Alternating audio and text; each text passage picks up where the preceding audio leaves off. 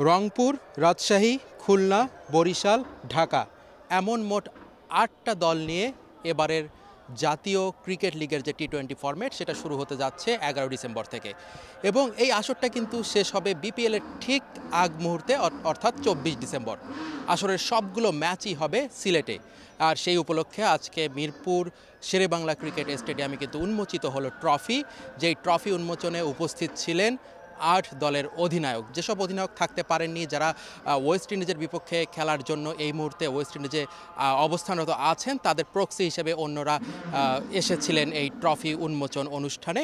এবং প্রতিটি দলের অধিনায়করা কিন্তু তাদের দলের নিজস্ব কার্ডগুলো এই মানচিত্রের মধ্যে লাগিয়ে এবারে ট্রফি উন্মোচনের যে অনুষ্ঠানটা তারা কিন্তু শুরু করেছিল, যেটা কিন্তু দারুণ একটা উদ্যোগ। এবং প্রতিটা দলের অধিনায়ক মিডিয়ার সাথে কথা বলেছে, তারা জানিয়েছেন যে বাংলাদেশে টি-20 ফরম্যাটের এরকম লিগ এর আগে কখনো আয়োজন হয়নি। সেক্ষেত্রে টি-20 ফরম্যাটের যে ক্রিকেটাররা উঠে আসে রুট লেভেল থেকে বা বিভিন্ন পর্যায় থেকে, সেক্ষেত্রে হার্ড হিটার ব্যাটসম্যান আমরা পাই না। সেক্ষেত্রে কিন্তু টি-20 ফরম্যাটের এক্সপার্ট যে খেলোয়াড়রা তাদেরকেও আমরা পাই না। এই ধরনের লিগ যদি প্রতিনিয়ত আয়োজন করা হয়, প্রতি বছর আয়োজন করা হয়, সেক্ষেত্রে টি-20 ফরম্যাটে বাংলাদেশ কিন্তু বেশ ভালো করবে, যেটা এই মুহূর্তে এখন করে না। কারণ টি-20 ফরম্যাটের কোনো লিগ বাংলাদেশে আয়োজন করা হয়ে থাকে না সেভাবে। তো এই উদ্যোগকে সবাই খুব স্বাগত জানিয়েছে।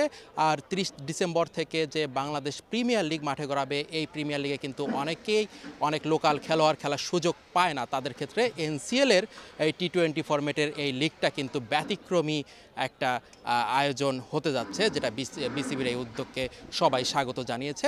এবারের আয়োজনের মোট ৮টা দল অংশগ্রহণ করছে। ১১ থেকে ২৪ ডিসেম্বর পর্যন্ত হবে খেলা।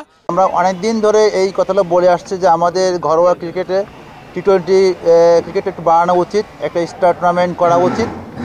তো আলহামদুলিল্লাহ এবার বিসিবি সেটা করতে যাচ্ছে। বিসিবিকে সাধুবাদ জানাই এবং আশা করি এই টুর্নামেন্টটা অনেক ভালো হবে। এবং আমরা যে উদ্দেশ্যে বিসিবির যে উদ্দেশ্যে এই টুর্নামেন্টটা করতে যাচ্ছে, আমি আশা করি যে এই টুর্নামেন্ট খুব ভালো একটা টুর্নামেন্ট হবে। খুব একটা ভালো উদ্যোগ। এবং এই আমরা কিন্তু ধরেন ওয়ানডে খুব ভালো করছি, কিন্তু টি-20 টুর্নামেন্ট আমরা খারাপ করছি।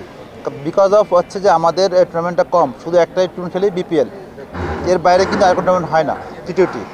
তো এটা হওয়াতে আমি আশা করি যে আমাদের টি-20টা অনেক ভালো হবে এবং বিপিএলের প্রস্তুতি হিসেবে অনেক ভালো একটা কার্যকর ভূমিকা রাখবে।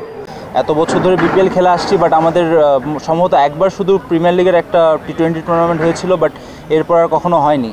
তো আমার কাছে মনে হয় ইটস এ গ্রেট ইনিশিয়েটিভ। বিপিএলের আগে আমরা যারা টি-20 ওরকম খেলতে পারি না বা খেলার সুযোগ পাই না, তাদের জন্য এটা খুব ভালো একটা সুযোগ নিজেকে প্রস্তুত করার জন্য বিপিএলের জন্য। এরকম টুর্নামেন্ট ডোমেস্টিক প্লেয়ারদের জন্য অনেক, যত ডোমেস্টিক এখানে যত প্লেয়াররা খেলবে, ম্যাক্সিমাম প্লেয়ারই এখানে বিপিএল খেলতেছে। কিছু প্লেয়ার থাকবে যারা বিপিএলে অপরচুনিটি পাবে না। তো এই ধরনের টুর্নামেন্ট হলে আমাদের জন্য, ডোমেস্টিকে যারা লোকাল আছে ওদের জন্য খুবই ভালো।